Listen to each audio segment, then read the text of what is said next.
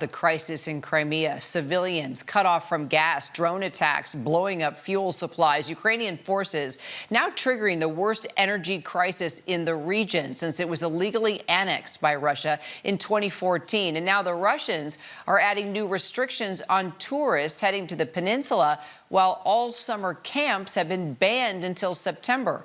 Former U.S. Ambassador to Ukraine, Bill Taylor, joins me now for more. I think you and I were chatting just a second ago. Bottom line is Zelensky is getting into Putin's head here. Kara, that's exactly right. That is exactly right. The Russians have been in Crimea, as you just pointed out, since 2014, illegally. They invaded. That was the initial invasion of Russia into Ukraine, and they've been there ever since. The Ukrainians are now, finally, on the front foot. They've got the momentum. Part of the momentum is there in Crimea. They are squeezing the Russians out of Crimea.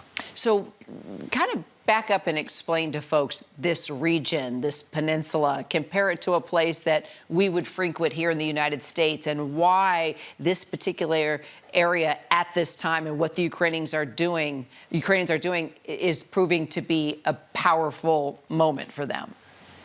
Well, Kara, Crimea, compared for the United States, it would be like a great beach place in Mexico. It doesn't belong to the Russians. It belongs to the Ukrainians. And the Russians are sending their tourists into Crimea, part of Ukraine, which they illegally occupy. And they've been there, and they want to say it's theirs.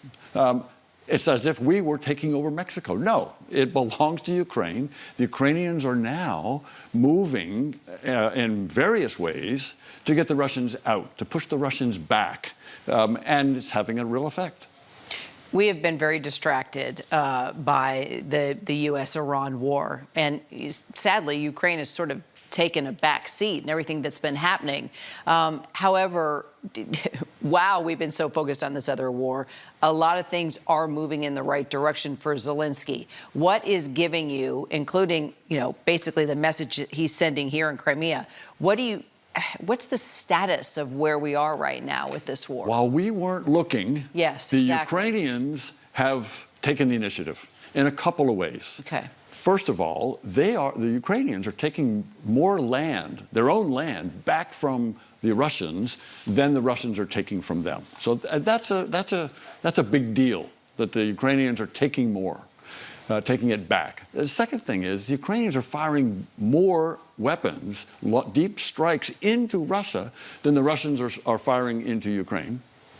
The third thing is that the Ukrainians are killing and severely wounding more Russians than the Russians can recruit. So that gives you a sense of the momentum.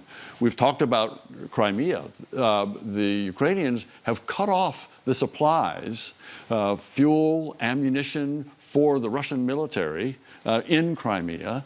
They are threatening the one last connection that the Russians have from Russia into Crimea, which is this bridge, this Kerch bridge.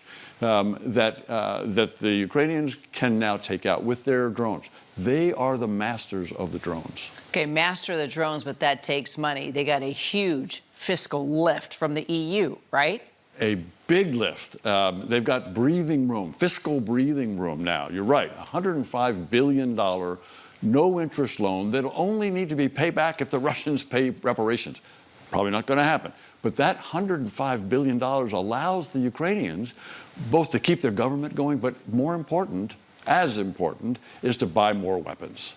The Europeans are helping buy weapons. The Ukrainians are buying weapons from U.S. firms as well as European firms. But it's so interesting that these deep strikes into Russia, those are being conducted by Ukrainian drones, Ukrainian missiles. They're not buying from us. They're not buying from the Europeans. They're manufacturing themselves. They're making the drones themselves. These long-range drones themselves. Where does that background come from? I mean, this is sort of a, hey, where did this come from? The Ukrainians are brilliant on this. But actually, in Soviet times, the Soviet Union's heavy industry, including the missile industry, was in Ukraine. So they're drawing on a long period of expertise in that. But they are now manufacturing both the short-range, mid-range, and long-range drones themselves. So where was that from the very beginning when they needed all the weapons and the money from the U.S.? When you're exactly right. This wasn't there at the beginning. At the beginning, in 2014, when the Russians first invaded Crimea, the weapons that the Ukrainians using to defend themselves, 97% came from abroad. So they manufactured 3%. Now, the Ukrainians on the battlefield today are using weapons that about 70, 80% are being manufactured in Ukraine. So from 3 to 80% of their own manufacture. Okay, but not even going back to Crimea, but just, in the past, few years when Putin decided to invade Ukraine, how did Ukraine start creating these and building these, incredible drones? Was it from aid that was coming in? They got going again? Was this always something that was... It's so interesting. So the Ukrainian military, there were majors and captains on the front line who back in 2014, and then, as you say, when they first invaded, when the Russians first invaded Ukraine in 2014 into Crimea, which we were talking about, but then you're right, in 2022, the big invasion, Ukrainian soldiers, some officers on the front line, thought that they could use some drones that they would buy at the hardware store, probably manufactured in China. And that started the idea of using these drones. They started just with these drones with cameras to find out where the Russians were. Then they said, we can put weapons on, we can put grenades on these drones, fly them over Russian tanks, drop them, and take out tanks. And that then led to these first-person view drones, these quadricopters that the Ukrainians are brilliant at. And that then led to some of the long-range drones. The Iran war demonstrated that the Iranians were using their own drones, Shahed drones, which they had given to the Russians, but the Iranians were using these drones against our allies and us. And they went, our allies in the Gulf, went to Ukraine, and Ukraine said, we'll help you. We'll help you knock down, defend against these drones coming from Iran.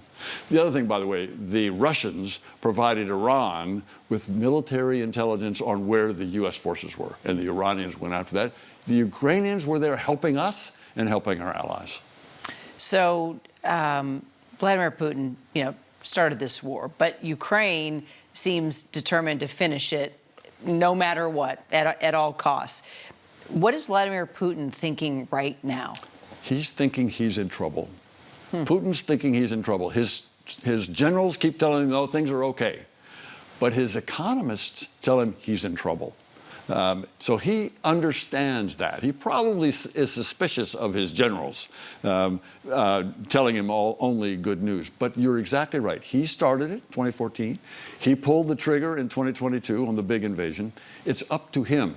We have to convince him. We, the United States, the Europeans, and most importantly, the Ukrainians have to convince Putin to stop this war. When he realizes he cannot win, when he realizes the trouble he's in, the disastrous decision that it was to invade Ukraine in the first place, when he realizes that, he'll find a way out. How do you think he'll do that? He will declare victory. He'll say, okay, we'll stop on this line. We'll have a ceasefire on the existing line. And he'll say, that's all I really wanted. The Russian people will probably be suspicious, but the Russian people will believe what Putin says. Putin can get away with it. Putin has total control over the message coming from the Kremlin to the Russian people. If he wants to declare a ceasefire, which is what the Ukrainians want, along the existing lines, to allow the rest of Ukraine that's not occupied to get into the EU. And they're making some progress. Just in the past week or two, they've made some real progress starting the process of getting to the EU. That can be the win.